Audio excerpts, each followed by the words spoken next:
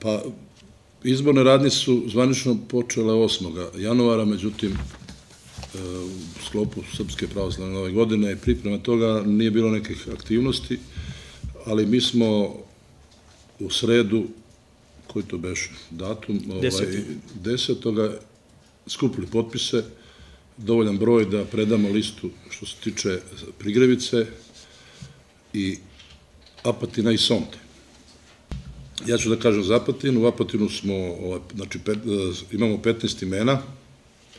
Tih 15 imena su 90% oni koji su sa višom školom, imamo i doktora, imamo već prepoznatljive ljude, i mlade, a i one iskusne.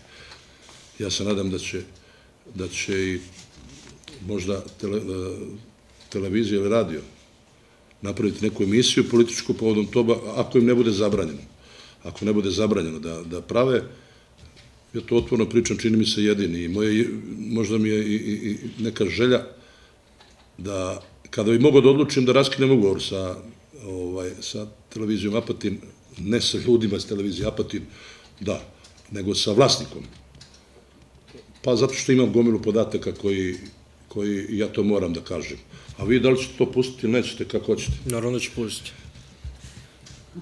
Jer smatram da je to što radi gospodin Popov, da to jednostavno prevazilazi svaku drskost i bezobrazluk.